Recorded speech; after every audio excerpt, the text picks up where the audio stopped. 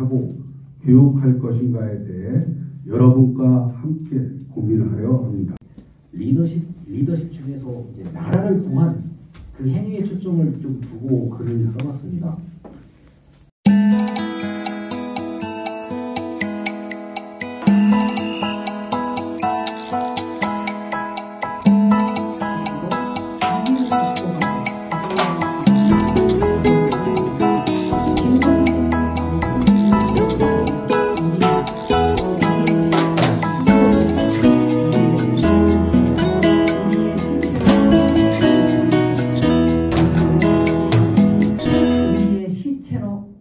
걸음을 삼아서 우리 문화에 꽃을 피우고 열매를 맺어야 한다.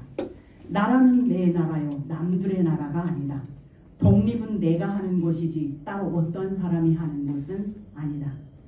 김구 선생님의 이러한 신념은 일제강점기 동안 굴종하지 않고 독립운동을 할 수 있는 지도력을 가져왔고 한민족 통일을 위해 헌신하는 구국 리더십을 가져왔다고 생각합니다.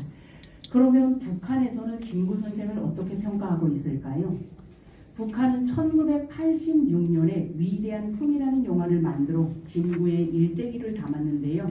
일부에서는 공산주의자들에 대한 깊은 증오에서 출발해 김일성의 초청으로 남북연석회의에 참가하기 위해 38선을 넘는 것으로, 2부에서는 김일성과의 만남을 통해 위대함을 깨닫는 김구의 변화 과정과 감동을 전개했습니다. 영화 속에서 인장은 김구, 인장은 나가단 말이요, 나는 김구의 대사로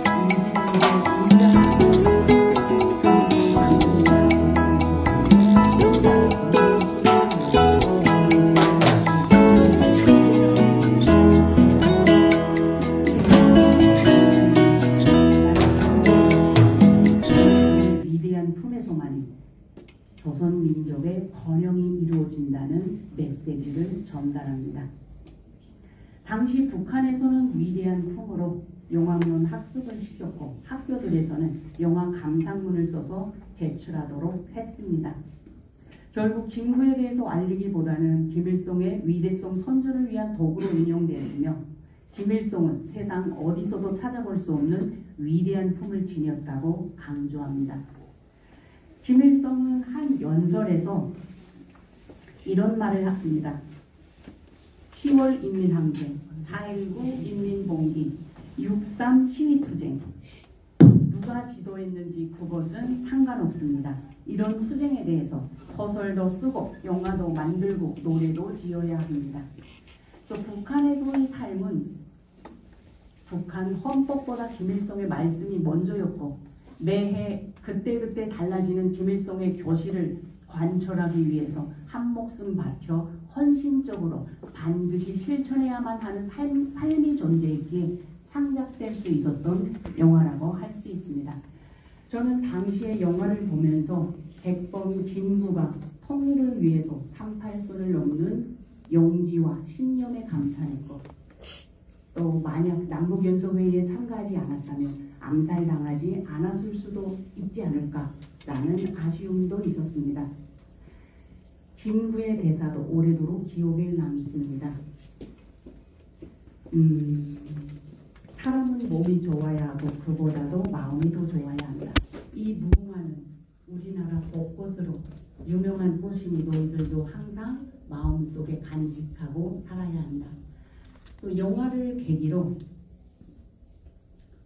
김구 선생님에 대해서도 찾아보는 시기가 되었고, 윤봉길 열사에 대해서 알게 되었고, 또 윤봉길 열사의 본관이 무슨 윤씨인지에 대한 호기심과 또 무궁화꽃의 의미도 찾아보는 시간들이 되었습니다. 이처럼 북한에서도 본의의 관점에 따라 다루고 같은 형제라도 같은 부모 밑에서 자라지 않는다는 말처럼 같은 영화라도 각자 받아들이는 사실이나 팩트나 논리는 다르다고 보기에 기억에 남았던 것을 되돌아 봤습니다. 그렇다면 백범 김구는 북한의 김일성에 대해서 전혀 몰랐을까요? 최태성 교수는 김구는 당시 분단이 곧 전쟁으로 이어질 것이라고 판단했다. 그는 북한의 김일성에게 이용당할 것을 알면서도 민족의 지도자로서 할 수 있는 일을 찾고자 했다. 즉 조선민주주의 인민공화국 출범을 막기 위한 노력이었다. 라고 합니다. 저는 백범 김구 선생님의 구국 리더십의 진정성 요소를 경영학에서 배우는 진정성 리더십으로 본다면 리더 자신의 가치와 신념에 충실하며 리더 고유의 삶과 연결된 그 자체가 느껴졌을 때, 즉 그 삶에서 우러나오는 고유한 것이 바로 진정성 리더십이라고 말하고 싶습니다. 나는 일찍이 우리 독립정부의 문지기가 되기를 원했거니와 그것은 우리나라가 독립국만 되면 나는 그 나라의 가장 비천한 자가 되어도 좋다는 뜻이다. 왜 그런고 하면 독립한 제 나라의 빈천이 남 밑에 사는 국기보다 기쁘고 영광스럽고 희망이 많기 때문이다. 백범 김구의 한마디 한마디는 그의 신념과 철학을 내포하고 있으며 그 신념은 용기와 포용과 자주적 통일민족 국가를 수립하려는 헌신을 압축적으로 나타내며 깊은 애국심을 보여주었고 그것이 구국 리더십의 기조라고 생각합니다. 백범 김구는 그 선열들의 헌신이 땅 안에 뿌리 내리고 있다는 거죠. 근데 우리가 그거를 잘 공감을 못해, 느끼지를 못해요. 잘 못 느끼는 사람들은 서구 지방법원을 쳐들어가는 그 다음에 그건 그렇게 하고 진짜 안중근 의사가 어떤 분이었을까? 안중근 의사 유묵을 보면요, 60개의 유묵 한 200점을 쓰셨는데 200점 남아있는 거는 발견된 게 진봉과 사본 포함해서 61개가 발견이 됩니다. 작년 3월 26일 날 저희 안중근 의사 기념사 앞에서 대한민국 동년평화 만세 만만세라는 유묵이 마지막으로 발견된 거예요. 그래서 61점이 발견돼 있어요. 근데 대부분 안중근 의사가 쓴 유묵을 보면 어릴 때 공부했던 내용들이에요. 한문 공부하잖아요. 추구, 통감, 사자소화, 그리고 논어, 중용, 대하, 사기 이런 걸 봐요. 사기 이렇게까지 읽으면 공부 많이 하는 거죠. 근데 적어도 논어, 중용까지는 보신 것 같아요. 대부분 그 안에 있는 글귀들을 인용을 하셔서 쓰셨어요. 뭐 변리사의 견이수명, 뭐 치악이 악식자, 뭐 같이 논의할, 그다음에 뭐 그 미래에 대한 비전이 없는 사람은 같이 일을 할 수 없다. 이런 거 다 논어에 나오는 얘기들이거든요. 그 논어, 중용, 추구, 대학, 사기 이런 걸 인용하셨어요. 그럼 유학을 하신 분이에요. 그러면 유교가 뭐냐?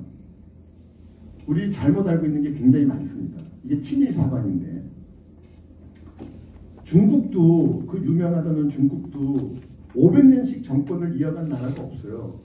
근데 저희는 고려 500년, 조선 500년, 신라 몇 년이에요. 근데 최근내로만 따지면 조선이 500년을 유지했어요. 어떻게 500년을 유지했을까요? 미개한 나라는 이게 안 돼요. 그만큼 문화적으로, 학술적으로, 그 다음에 제도가 정비되고 잘 정돈된 나라란 말이에요. 그런 나라니까 500년을 유지했어요. 그러니까 저희가 보면 밀란도 일어나고 하니까 사람들이 먹고 살기 어려워서 부정부패 이런 것 때문에 뭐 밀란도 일어나고 뭐하고 했다. 하지만 사람들이 먹고 살 수 없는데 정권이 500년 유지할 수는 없습니다. 배고픈데 난리가 나도 난리가 나지. 그거는 물산과 경제가 풍요로웠다는 걸 간접적으로 직접적으로 증명하는 거예요. 그 다음에 이런 거를 체계적으로, 제도적으로 유지하고 관리할 수 있는 제도와 문화가 왕성했다는 거예요. 그걸로 보자면 중세시대 때 저 유럽 한번 보세요. 걔들은 민족이라는 말을 18세기 와서 써. 18세기. 민족이 없었잖아요. 교회 하나로 통일된 나라들인데 땅도 경계도 없어. 그냥 영국에 있는 친구가 프랑스 왕도 하고 독일 왕도 하고 막 이렇게 하잖아요. 경계도 없잖아. 국가가 율령체제가 제대로 반포가 안 돼 있는 사람들이에요. 거기는 그냥 신앙으로 하나님으로 유지하는 나라들이라고. 유럽이라는 나라가. 그런데 우리는 우리 조선 나름의 제도와 문화를 가지고 있었다. 그 다음에 이거를 유지하는 사람들이 누구예요? 선비야, 선비. 지도자를 만들어내는 일을 국가가 체계적으로 한 거예요. 조선시대 때 선비는 뭐예요? 공부를 왜 해? 내가 학생들 있으면 제가 물어봤을 건데 어른들이랑 좀 여쭤보거든요. 공부 왜 합니까? 조선시대 그 선비는 공부하는 거는 출세하기 위해서 하는 거예요. 나가서 세상을 다스리기 위해서 백성들을 교화시키고 위로는 임금한테 충성하고 부국강병한 나라를 만들기 위해서 공부한 거예요. 그러면 그런 일을 하기 위해서 개인은 어떤 사람이 돼야 돼요? 신독이라고 해요. 혼자 있어도 막 부끄러운 일을 안 되는 그런 분위기를 개인적으로 하고 그래서 신독자가 문제가 발생하면 상식도 아니고 지도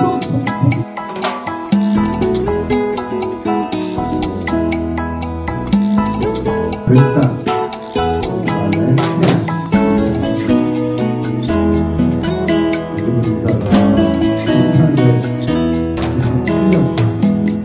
희생을 하셨고 그다음에 1900